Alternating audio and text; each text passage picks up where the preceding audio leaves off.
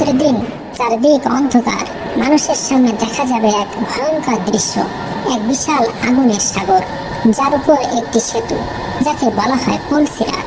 চুলের থেকেও পাতলা, তলোয়ারের থেকেও ধারালো। তার নিচে জাহান্নামের আগুন জ্বলছে, যা কখনো নিভবে না।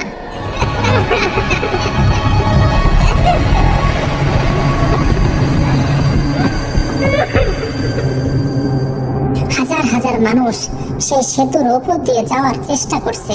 কেউ বিদ্যুতের মতো দ্রুত চলে যাচ্ছে, আবার কেউ হামাগুড়ি দিচ্ছে, আর কেউ একদম ভারসাম্য হারিয়ে নিচে পড়ছে জাহান্নামের ভয়ঙ্কর গভীরে। আজকের ভিডিওটিতে আমরা জানবো সেই পুল সিরাত সেতু আসলে কি, কারা এটি সহজে পার হতে পারবে, আর কি করলে আপনি সেই দিনের জন্য প্রস্তুত হতে পারবেন। চলুন সেই পুরো ঘটনাটি জানার আগে ভিডিওটিতে একটি লাইক দিয়ে চ্যানেলটি সাবস্ক্রাইব করে দিন। প্রিয় ভাইরা, মানুষের ভিড় একে একে পুল সিরাতের দিকে এগোতে শুরু করবে। দূর থেকে দেখা যাবে কেউ বিদ্যুতের মতো দ্রুত পার হচ্ছে। তাদের মুখে ভয় নেই, বরং শান্ত এক আলো জ্বলছে। হাদিসে এসেছে, ইমানদাররা কারো কারো গতি হবে বিদ্যুতের মতো, কারো বাতাসের মতো, আবার কারো ঘোড়ার দৌড়ের মতো, আবার কারো হবে হাঁটা কিংবা হামাগুড়ির মতো। সেই দৃশ্য দেখা যাচ্ছে, কেউ মুহূর্তের মধ্যে পার হয়ে যাচ্ছে। তাদের হাতে আলো পথ আলোকিত করছে, আর পেছনে ভয়ানক শব্দ, যারা আলোহীন আর তারা অন্ধকারে হোঁচট খাচ্ছে। একজন নারী পা রাখতেই কাটার হুক তার কাপড়ে আটকে গেল।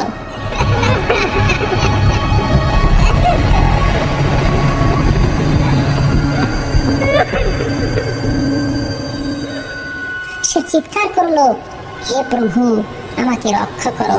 কিন্তু তার দুনিয়ার গুনাহ তাকে ভারী করে ফেলেছে। হুক তাকে নিচে টেনে নিল। আগুনের ভেতর পড়তেই শোনা গেল ভয়ানক গর্জন। অন্যদিকে একজন তরুণ, যিনি দুনিয়াতে নামাজে ছিলেন, তিনি ধীরে হলেও স্থিরভাবে এগোচ্ছেন। তার ঠোঁটে দোয়া, আল্লাহুম্মা আজিরনি মিনান নার, হে আল্লাহ, আমাকে আগুন থেকে রক্ষা করো। তার প্রতিটি দোয়া যেন সেতুর শক্তি বাড়াচ্ছে। সেতুর নিচে জাহান্নামের দৃশ্য, শিখার মাঝে মানুষ চিৎকার করছে আর বলছে, হে আমাদের প্রভু, আমাদের এখান থেকে বের করো, আমরা আর পাপ করব না। কিন্তু উত্তর আসছে, তোমাদের জন্য আজ কোনো মুক্তি নেই। দূরে এক গর্জন শোনা যাচ্ছে, জাহান্নামের দরজা খোলা, ভেতরে শিকল আর লোহার হাতুড়ির শব্দ। একটি শিশু তার মায়ের হাত ধরে আছে, আর মা বলছে, আমার সন্তান, তুমি আমাকে শক্ত করে ধরো, আমরা পার হব। দুনিয়াতে আমরা চেষ্টা করেছি, আল্লাহ নিশ্চয়ই আমাদের ত্যাগ করবেন না। তাদের মুখে আলো, আর তারা ধীরে ধীরে সেতু পেরিয়ে যাচ্ছে। কিন্তু পেছনে অন্ধকারে শোনা যাচ্ছে মানুষের সেই ভয়ঙ্কর আর্তনাদ। কাটার হুক একের পর এক মানুষকে নিচে ফেলছে। সেতুতে দাঁড়িয়ে থাকা অন্যরাও তাকিয়ে তাকিয়ে দেখতে পারছে না। পুল সিরাত আল্লাহর অন্যতম কঠিন এবং ভয়ানক সেতু, যা জান্নাত এবং নরকের মাঝে অবস্থিত। আর এই সেতু পার হওয়া হলো মুমিনের জন্য এক কঠিন পরীক্ষা, এক কঠিন যুদ্ধ, আর গুনাহগারদের জন্য শাস্তির ভয়াবহ সময়। কোরআনে মহান আল্লাহ তাআলা বলেন, অথচ তার উপর একটি সেতু আছে, যা একেবারে সূক্ষ্ম, যেমন তলোয়ারের ধারের চেয়েও পাতলা। সূরা আল মুমতাহানা আয়াত নম্বর 9। এই সেতু এতই সংকীর্ণ যে পাখিও সেখানে বিচরণ করতে পারে না। এটি আগুন ও তেজস্ক্রিয় আলো দিয়ে পূর্ণ, এমন এক জায়গা যেখানে প্রতিটি পদক্ষেপ একজনের জন্য জীবন মৃত্যুর ব্যাপার। হযরত মুহাম্মদ সাল্লাল্লাহু আলাইহি সাল্লাম এর হাদিসে বর্ণিত যে লোকেরা এই সেতু পার হতে ব্যর্থ হবে, আর তারা অসম্ভবভাবে নরকে পতিত হবে। যারা গুনাহে আবৃত, যারা আল্লাহর বিধান অমান্য করেছে, আর তারা এই সেতু থেকে পড়ে যাবে। একটি হাদিসে বলা হয়েছে, যারা পাপ ও দুর্নীতিতে লিপ্ত, তাদের পুল সিরাত পেরোবার ক্ষমতাও থাকবে না, আর তারা আশ্রয় পড়বে এবং নরকের দিকে ধাবিত হবে। সহিহ মুসলিম। অন্যদিকে যারা এই দুনিয়াতে আল্লাহর জন্য সংগ্রাম করেছে, যারা সৎ ও নেক কাজ করেছে, তারা পুল সিরাতের উপর দিয়ে একটানা দ্রুত পার হতে পারবে, আর তাদের পায়ের নিচে সেতু সুগম ও মসৃণ হবে, যেন তারা কোনো বাধা ছাড়াই জান্নাতে প্রবেশ করতে পারে। হযরত আলী রাদিয়াল্লাহু আনহু বলেছেন, নেক মানুষের জন্য পুল সিরাত হলো জান্নাতের এক পথ, আর পাপীদের জন্য এটি শাস্তির স্থান। পুলসিরাত পার হওয়া মোটেই মানুষের নিজেদের শক্তি বা কর্মের উপর নির্ভর করে না, এটি আল্লাহর বিশেষ রহমত ও মাফ করার উপর নির্ভরশীল। কেউ নিজে থেকে পার হতে পারবেন না যদি সেই মহান আল্লাহ তাআলা ইচ্ছা না করেন। একটি কোরআনিক আয়াতে বলা হয়েছে, অতএব তুমি প্রার্থনা করো আমার প্রতি দয়া করার জন্য, কারণ আমার দয়া ছাড়া কেউ পুলসিরাত পার হতে পারবে না। জাহান্নাম হলো এক চরম শাস্তির স্থান, যেখানে আল্লাহর নেক বন্ধুদের জন্য নয়, বরং যারা নিজেরা নিজেদের গুনাহে ডুবে গেছে তাদের জন্য কঠোর সাজা বরাদ্দ।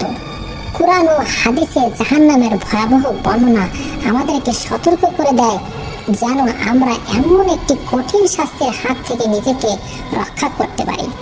আর তাই আল্লাহ তাআলা কোরআনে বলেন, নিশ্চয়ই যারা কাফের তাদের জন্য রয়েছে আগুনের জাহান্নাম, তারা সেখানে চিরকাল থাকবে।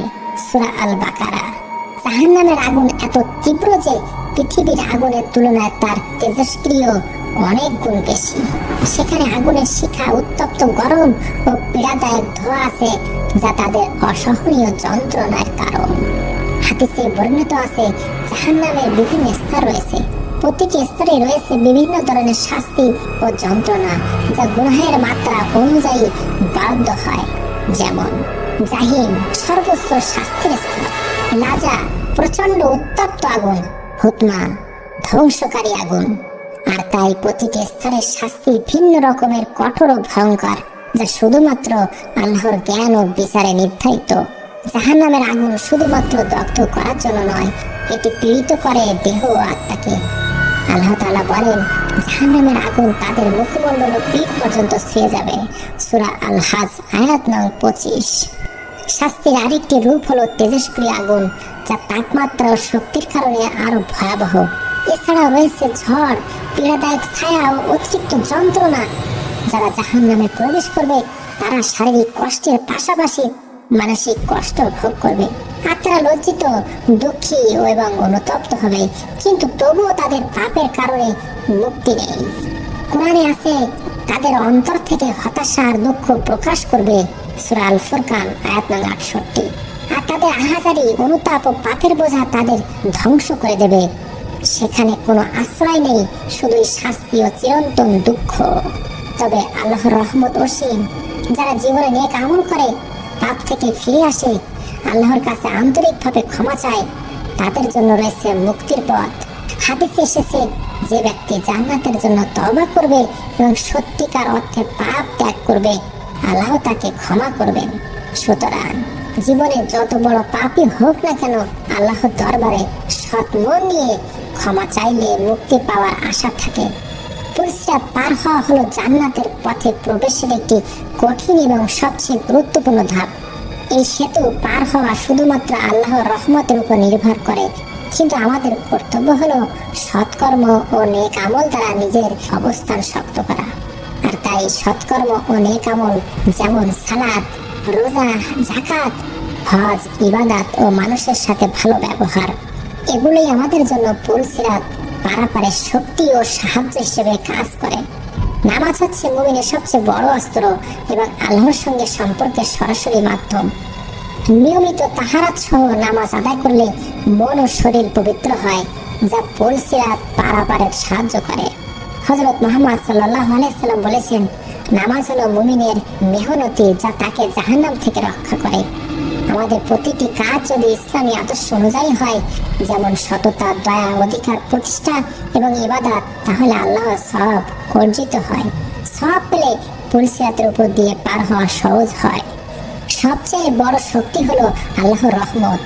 আমরা যতই নেক কাজ করব, আল্লাহর দয়া ছাড়া পার হওয়া সম্ভব নয়। তাই প্রতিদিন পুলসিরাত পারাপারের জন্য বিশেষ দোয়া করতে হবে, যেমন, হে আল্লাহ, আমাকে এমন তোমার বান্দাদের অন্তর্ভুক্ত করো যারা নিরাপদে সেতুটি পার হয়।